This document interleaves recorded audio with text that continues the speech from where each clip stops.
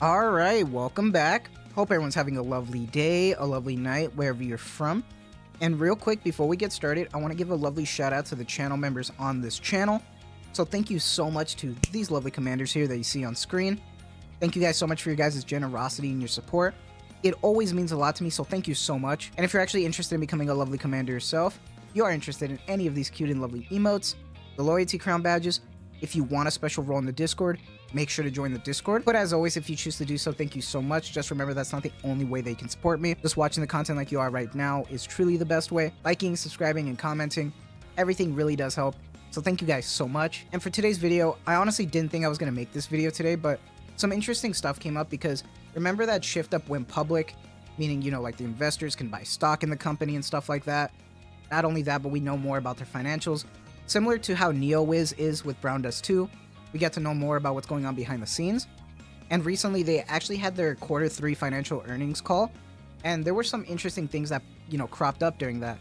And there is a page on Twitter that, you know, revolves just around Shift Up stuff. It's like a fan page, but they get all their info about Shift Up. So I'll put it on screen right here because there's actually some interesting things we want to talk about from those highlights. And the first thing is that, you know, they're really excited for the Stellar Blade PC port.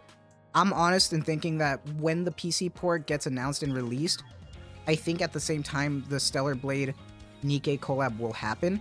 That's just my assumption because I think it's a perfect timing for them. But they go on to talk about how they're really excited for it because of how Wukong did, especially on PC.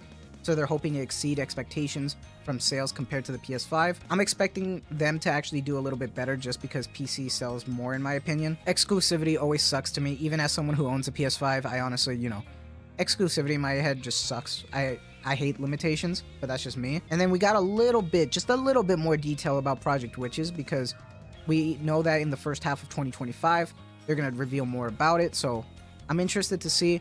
Big gacha games just haven't been my thing. I've been kind of disappointed. The next gacha game I'm interested in is Girls Frontline 2, but that's nothing big like a MiHoYo game or like Wuwa or something like that. I do like Shift Up style of games, so I'm hoping for good things though. So we'll have to find out. Obviously, when we get more info during 2025, I'll make sure to cover that for you guys. But for now, we're just chilling. And then the last part, the reason why I wanted to make this video is that despite the Nikke and Evangelion collab, it didn't meet expectations. So Shift Up will thoroughly consider the next collaboration for 2025. Now, I don't know if that was worded on purpose or just like whatever. That was singular, so I don't know if we're going to get 2 collaborations again, or if it's just going to try to be like one good banger of a collab for the year and that's it. And if that's what they're going for, then I'll take it. I'd rather have that than 2 mediocre collabs in my opinion. But this does bring up a good discussion that I wanted to talk about, and that's the collaborations in Nikke. Even since the first collaboration in Nikke, it was pretty lukewarm, and a lot of people would argue that it was probably the worst event, and that was actually the Chainsaw Man event. And I honestly wasn't around during that. I think I stopped playing for a little bit after Modernia's banner came out, and then I came back a little bit after Biscuit was out for her event. So I actually missed the Chainsaw Man event. But when it came down to it, you know, the only thing I really missed that I really wanted was the Pochita frame. But I missed out on Makima and Power.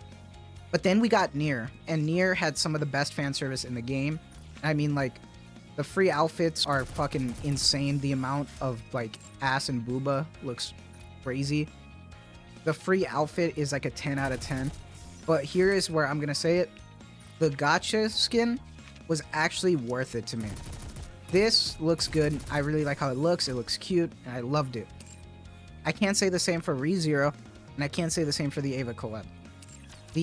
To me, I honestly think that the ReZero collab was probably the worst because of the amount of issues that they had.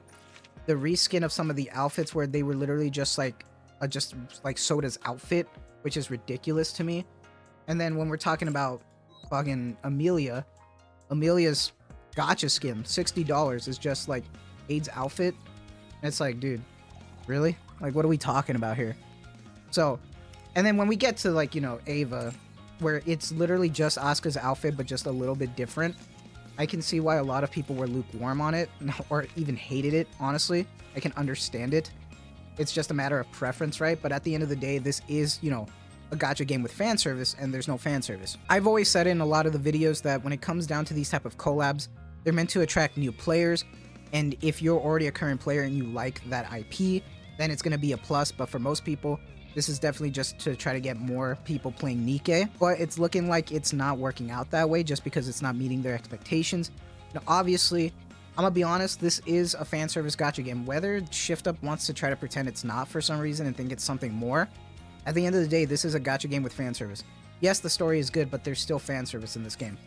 And I'm gonna be honest, out of all of the gacha games out there with fan service, like Azure Lane, Round Us 2 and stuff, we're like a 5 or a 6 on like the fan service scale. On a good day, I think we're a 7.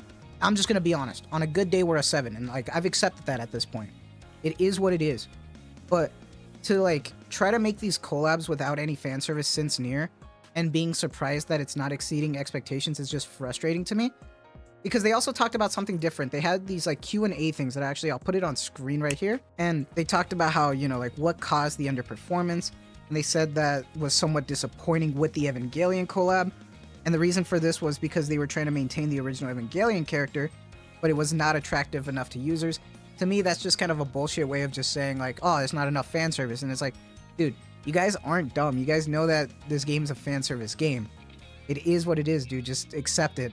And not only that, but there are other games that have collabed with Ava or ReZero that have had more fan service than this.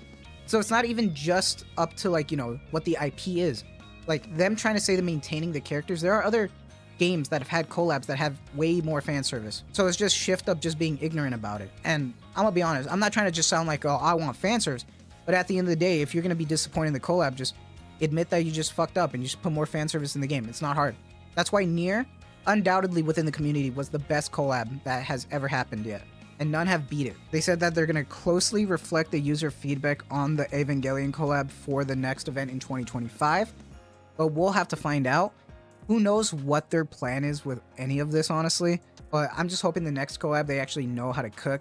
Not only that, but I actually hope that the story is good, because for me, the Evangelion collab, so many people were like, you know, hyping up like how the story was and stuff, and I was hoping like maybe Shift Up would, you know, reflect some of that good writing back into the collab. And it was just a pretty boring event. And it kind of sucked that both during the maid event that led up to ReZero involved more maids, and then more schoolgirls leading up to the Ava collab led to more schoolgirl stuff. So it just kind of sucks that sometimes it just feels kind of repetitive. But I don't know. Let me know what your guys' thoughts are. Honestly, for me, it's like, I love this game, but at the same time, Shift Up acts so surprised and dumb sometimes it's frustrating. So just let me know what your guys' thoughts are. You know, I'm hopeful for whatever the next collab is. Just give me fan service, dude. Like, at the end of the day, that's what this game is, alright? Let's not talk about that this game is anything deeper. Like, yes, the story's amazing. It's great. But it's a fan service gacha game. Like, we gotta be real here.